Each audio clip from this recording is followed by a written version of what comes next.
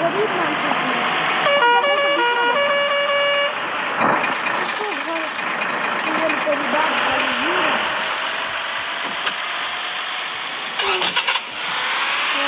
बाटोको मानिसहरूलाई ओसार पसार गर्थ्यो एउटा सानो ट्याक्सी भाडामा दिए कोही बस्न मान्ने थियो अनि मान्छेलाई राखेर हिँडिरहेको थियो अनि सबैले उसलाई राम्रो लुगा पनि किनेर गाउन नसक्ने भनेर जिस्काइदिन्थ्यो ज्यादै निराश हुन्थ्यो अब के गर्नु सोचो एक दिन ऊ त्यही बसिरहेको थियो उसलाई विरक्त लाग्यो उसको एउटा काका थियो उसको काकाले उसलाई माया गर्थ्यो तर उसको घरमा राख्यो उसको पनि सपना थियो ठुलो घर किनोस् गाडी किनोस् राम्रो राम्रो लुगा लगाओस् साथमा बढिया लिएर हिँडोस् तर उसले त्यस्तो गर्न कहिल्यै पाएन उसले मान्छेहरूलाई वसाइ पसाइ गर्थ्यो अनि घर पुग्थ्यो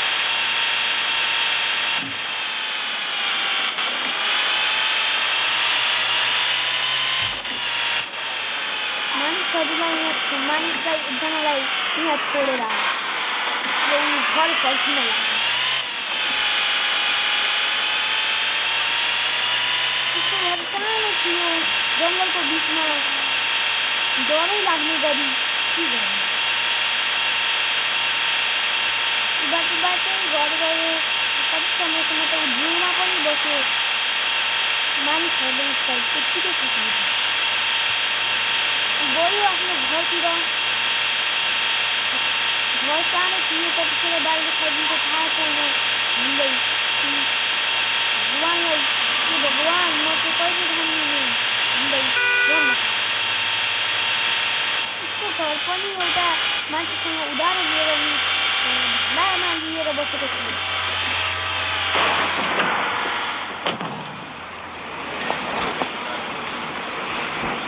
एउटा सानो घर त ठुलै थियो तर सानो भन्न मिल्दैन तर जम्मै सबैतिर ढुसी आएका सबै ठाउँमा चिसो एउटा लाउने लुगा समेत उसले गर्मीमा जाडोमा भित्र चिसोमै सुत्न पर्थ्यो कतिखेर के हुन्छ थाहा छैन उसले जस्तो तस्तो पैसा जुटाएर बन्दुक खरिद्यो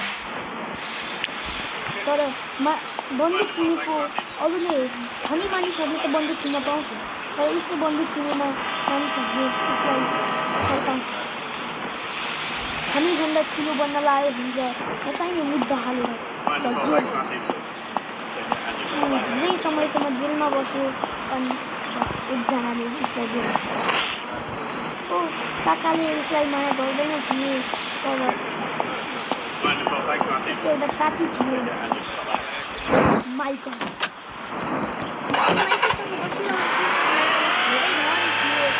माइकलले पनि उसलाई आफ्नो घरमा राख्न मान्यो हिँड्न थाल्यो र फेरि आफ्नो काम गर्नु थाल्यो सम्झिन्छ के थियो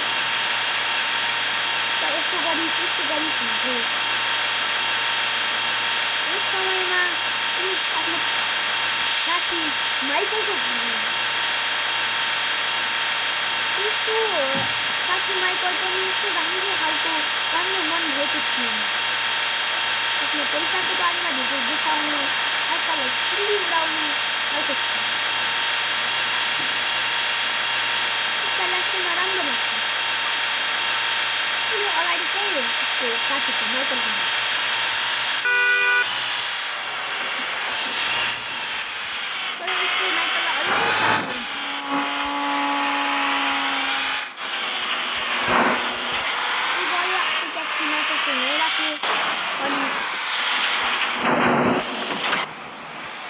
माइकललाई भेट्न जाँदाखेरि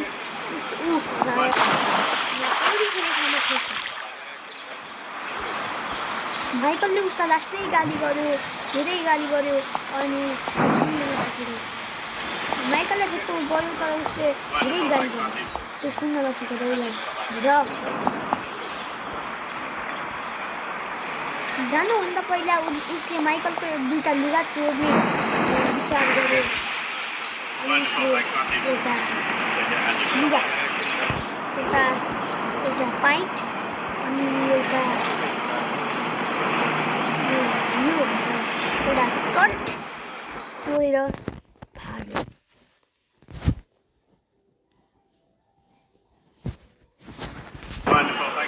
उसले त्यो चोरेको माइकलले थाहा पाएपछि माइकलले पनि उसँग दोस्ती तोड्यो। माइकल साह्रै रिसायो अनि ऊ पनि त्यहाँबाट भाग्यो।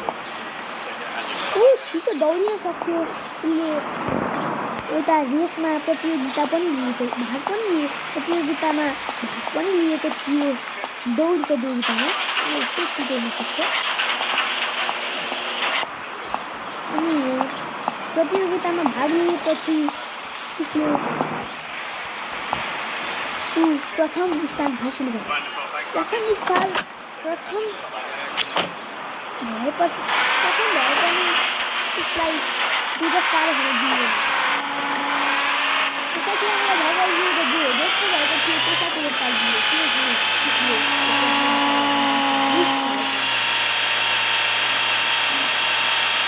भौतिक लाग्यो, उसलाई विरोधको लाग्यो, ऊ लिन थाल्यो।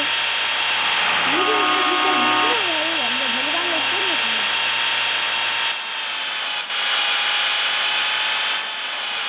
एक दिन भगवान्ले विरोधको नमान भन्दा आशीर्वाद दिनु।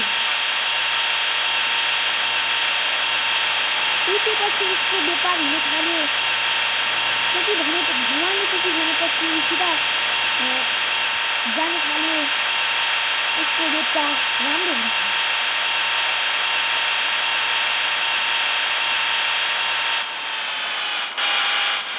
उसले समय-समयमा पैसा कमाइरहन्थ्यो। उसले घुम्न पनि जान्थ्यो समय-समयमा।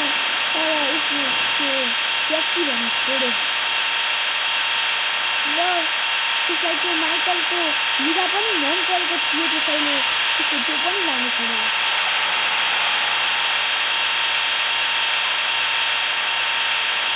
धेरै समयपछि एउटा अचम्म माइकलको बिजनेस ठप भयो। माइकल रोडमा आयो र भगवान्को आशीर्वादको कारण ऊ भने धेरै प्रगति गर्दै गयो। उसले एउटा सोरुम अगाडि गयो अनि एउटा गाडी किन्यो।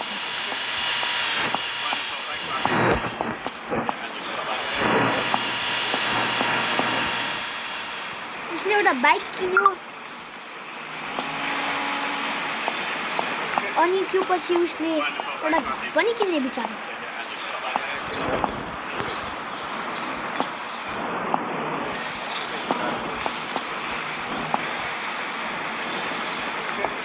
अनि उसले माइकलले बेचेको घर सेलमा राखेको थियो अनि माइकलको घर उसले किन्यो।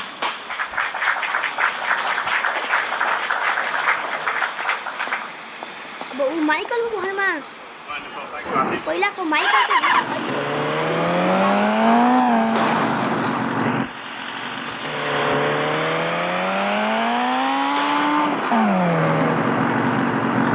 बाइक चलाउन पनि सिक्यो।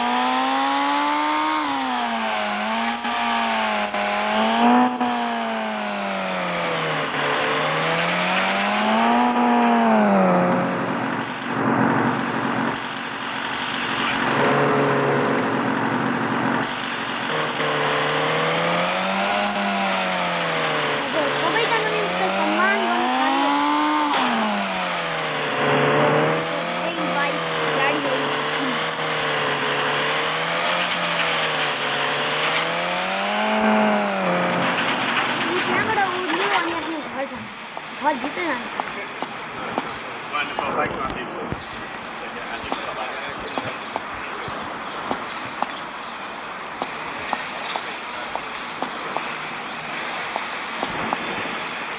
उसलाई भगवानले त्यो आशीर्वाद दिने बेलामा एउटा जादुई फोन दिनुभएको थियो।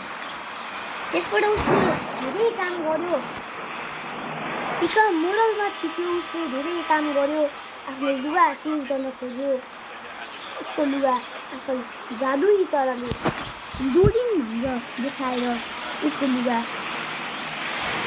चेन्ज हुन थाल्यो, उसको कपाल पनि आयो र ऊ धेरै धनी भयो।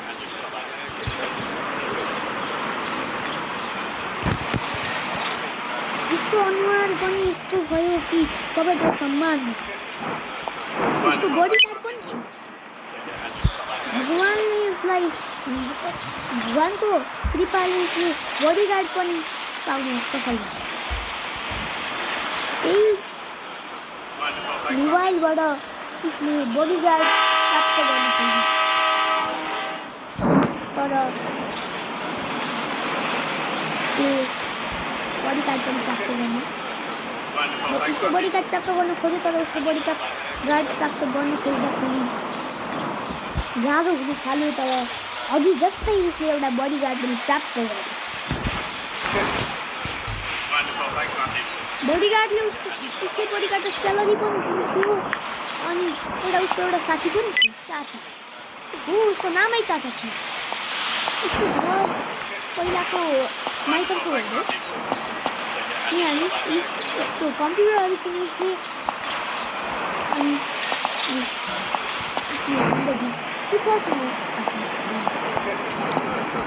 यसको पार्ट 2 को लागि हजुरले अलिक प्रतीक्षा गर्नुपर्ने हुन्छ।